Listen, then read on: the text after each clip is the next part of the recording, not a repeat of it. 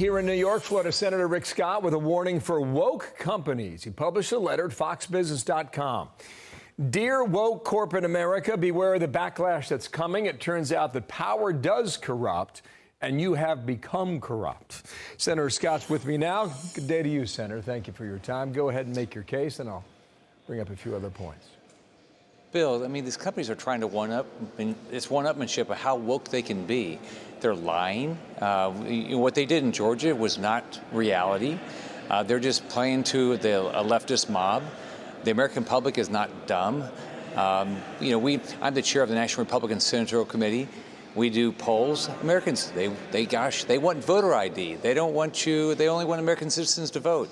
They don't believe you should be able to register and vote the same day. They don't believe you should ballot harvest. So the American public is pretty smart, and these woke companies, their CEOs, are lecturing the rest of us, and it's not going to work. Here's how you conclude. They see their lies. All right, Senator, here on screen. So cancel as many people as you can right now, you write. Make as much money off of slave labor and communist China as you can now. Keep telling your customers how racist and sexist and unsophisticated they are. The backlash is coming. When's that? People are not going to put up with it. And by the way, look at a company like Coke. Coke goes out and lectures us about election laws, and then they go sell a whole bunch of Coke in communist China where they don't even have elections. Or Delta goes and flies into communist China where they never complain about their election laws. And the best is Major League Baseball. They play a baseball game in a stolen stadium at gunpoint by the Castro regime, and they go down there and play baseball, and that's okay. They don't have elections down there.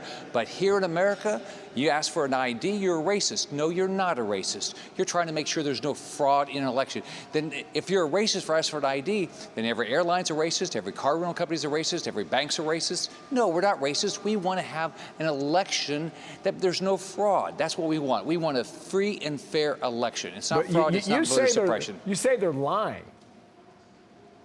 Yeah, they lied about Bill, they lied about what's going on in Georgia. Georgia wasn't about suppressing votes. What Georgia did wasn't racist. Georgia didn't try to say, oh, we don't want people to vote. I mean, it was a complete lie, just like what Biden did. What do you then think was the truth with what happened with Delta Airlines?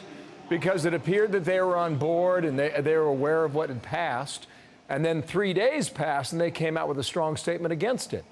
What happened during that period? The radical left, they call the CEO and say, we want you to go out against it, and so he caves into the left, caves in this woke crowd, whoever they are, and so he gives in and starts attacking a bill that made all the sense in the world. It didn't suppress votes. It wasn't racist. It says what we all believe. We want a free and fair election. We don't want people to commit fraud. And so I think they're just getting played by the left, but they're so inconsistent with what they're saying. They'll go to China, they'll go to Cuba, and they'll kowtow to make some money. But gosh, in America, no, they're better than all the rest of us. No, they're not. They're not better than us. There was a story today about faith leaders. About 1,000 churches in the state of Georgia are getting ready to boycott Home Depot because they did not go public against the new Georgia voting law. What comes of that? So think about this. Who are they hurting? They're hurting the people who have jobs. When Major League Baseball moved the game, and Senator Warnock supports that, what did he do to his own community? He said, oh, we don't want those jobs here. We take those jobs to Denver. We don't want those jobs in our state. You're hurting the same people you act like you care about. And so, that's what's so bad. I grew up in a poor family. I know jobs are important. Let's help people get their jobs, and let's live in reality. Quit lying. This is not suppression when you ask somebody for an ID. It's not racist when you ask somebody for their ID. It's not racist when you say, oh gosh, your signature has to match, or you have to prove who you were if you're going to vote by absentee ballot, which, by the way, they get to vote by absentee in Georgia, which is great. We want people to vote. Republicans say we want 100% participation and 000 fraud. That's not racist. Well, you say the backlash is coming. Oh, I think How first and off, when? I think the public is going to show up and say, look, I'm going to support companies that believe what I believe, number one. Number two is Republicans are going to take back the House, the Senate in 22, and we're going to take back the White House in 24. And these companies that come up here, I watched it when I was governor of Florida, they come up here and they say, oh, help us, help us, help us. And there's all this corporate welfare. It's going away because Republicans we're fed up with the companies that come up here and beg us to help them with their corporate welfare. Like think about these airlines. How much money did we give the airline industry just last year in the CARES Act?